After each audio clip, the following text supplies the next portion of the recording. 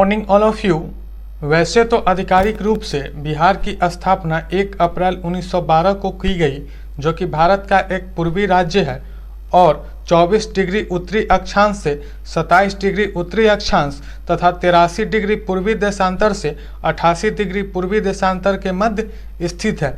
लेकिन बिहार का इतिहास भी उतना ही प्राचीन है जितना कि भारत में मानव सभ्यता का विकास। यहाँ की भूमि चंद्रगुप्त मौर्य, बिंदुसार, अशोक जैसे महान शासकों की कर्म भूमि रही है। बुद्ध, महावीर, आर्यभट्ट, चाणक्य जैसे महान विभूतियों ने इस धरती से ही भारतीय इतिहास एवं संस्कृति के निर्माण में महत्वपूर्ण भूमिका निभाई है। वैश्विक शिक्षा केंद्र नालंदा विश्वविद्यालय एवं विक्रमशिला विश्वविद्यालय इस प्रदेश में ही स्थित थे। तो आइए इस वीडियो में हम सभी बिहार के इतिहास से संबंधित उन सभी स्रोतों के बारे में जानेंगे जिनसे बिहार के समृद्धशाली इतिहास के बारे में हमें जानकारी मिलती है। तो 3 प्रकार के साक्ष्य मिलते हैं जिनसे बिहार के गौरवशाली अतीत के बारे में हमें जानकारी मिलती है।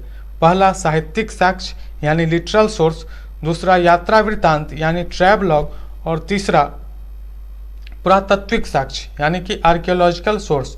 तो सबसे पहले बात कर लेते हैं साहित्यिक साक्ष्य यानी कि लिटरल सोर्स की। तो 2 प्रकार के साहित्यिक साक्ष्य मिलते हैं। पहला धार्मिक साहित्यिक यानी धार्मिक साहित्य और दूसरा लौकिक साहित्य। तो बात कर लेते हैं धार्मिक साहित्य के। तो 3 धर्मों के साहित्य इसमें प्रमुख हैं। पहला हिंदू साहित्य, दूसरा बौद्ध साहित्य तथा तीसरा जैन साहित्य। तो सबसे पहले बात कर लेते हैं हिंदू साहित्य की। तो ऋग्वेद में सर्वप्रथम इस क्षेत्र के लिए कीकट यानी किरात शब्द का प्रयोग किया गया है, जबकि अथर्ववेद में इस क्षेत्र के निवासियों के लिए ब्रात्य शब्द का प्रयोग किया गया है। जबकि वैदिक कालीन धार्मिक ग्रंथ शतपथ ब्राह्मण में इस क्षेत्र में आर्यों के आगमन को लेकर काफ़ी विस्तृत चर्चा की गई है तथा वर्तमान में जो गंडक नदी है उसे सदानीरा के नाम से संबोधित किया गया है। अब बात कर लेते हैं उन बौद्धिक साहित्य की जिनसे बिहार के इतिहास के संदर्भ में हमें काफ़ी जानकारी मिलती है। तो उनमें है अंगुत्तर निकाय, दीर्घ निकाय एवं विनय पिटक। तो भारत में सर्वप्रथम संगठित राज्यों की स्थापना 600 ईसा पूर्व हुई, जिन्हें महाजनपद के नाम से जाना जाता था। यानी कि संगठित राज्यों को ही महाजनपद के नाम से जानते थे और इसकी स्थापना भारत में 600 ईसा पूर्व हुई। तो अंगुत्तर निकाय जो कि एक बौद्धिक साहित्य है, उनमें इन 16 महाजनपद यानी महाजनपदों की कुल संख्या 16 थी।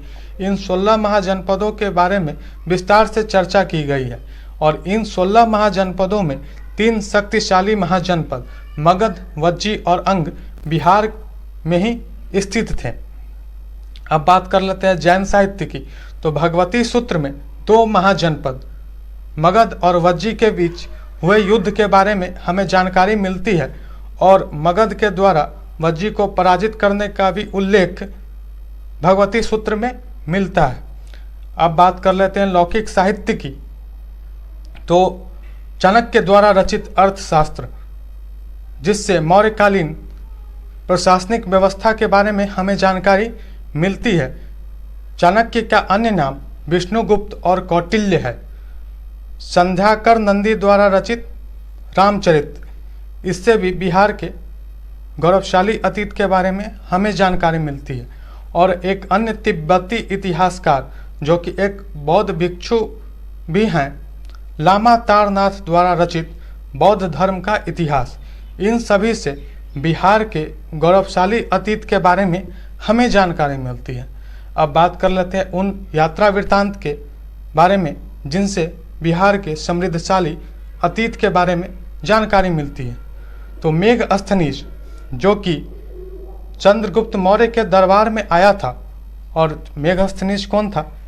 तो मेघस्थनीज यूनानी शासक सिकंदर के सेनापति सेल्यूकस निकेटर का राजदूत था और चंद्रगुप्त मौर्य के दरबार में भारत आया था। उसने अपनी यात्रा वृत्तांत यानी अपनी एक पुस्तक लिखी इंडिका नामक, यानी कि मेघस्थनीज द्वारा रचित इंडिका पुस्तक में बिहार के समृद्धशाली इतिहास के बारे में काफ़ी वर्णन किया गया है। ह्वेनसांग जो कि हर्षवर्धन के समय में भारत आया था, और उसने भी अपने यात्रा वृत्तांत में नालंदा विश्वविद्यालय के संदर्भ में काफ़ी कुछ लिखा है।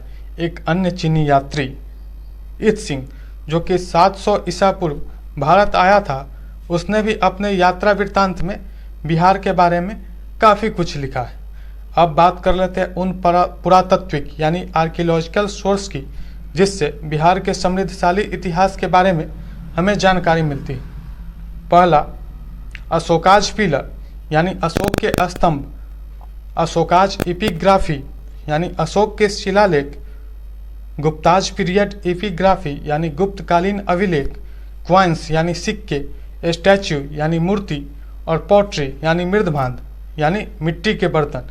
इन सभी से बिहार के प्राचीन इतिहासों के बारे में हमें जानकारी मिलती है। और पुरातात्विक स्थल यानी आर्कियोलॉजिकल साइट की बात करें तो चिरांद, जो कि वर्तमान में सारण जिले में स्थित है, सोनपुर, जो कि वर्तमान में वैशाली जिले में स्थित है, मनीर, जो कि वर्तमान में पटना जिले में स्थित है, और सेनुआ, जो कि वर्तमान में रोहतास जिले में स्थित है। इन सभी स्थानों से खुदाई के दौरान पूरा पाषाण काल और नव पाषाण काल, ताम्र पाषाणकालीन वस्तुएं प्राप्त हुई है। तो आज के इस वीडियो में इतना ही। अगली वीडियो में हम 600 ईसा पूर्व बिहार के बारे में आप सभी को बताएंगे। तो उम्मीद है कि आप इस महत्वपूर्ण स्रोत, जिससे हमें बिहार के गौरवशाली अतीत के बारे में जानकारी मिलती है, उसके बारे में आप जान लिए होंगे। तो आज के लिए बस इतना।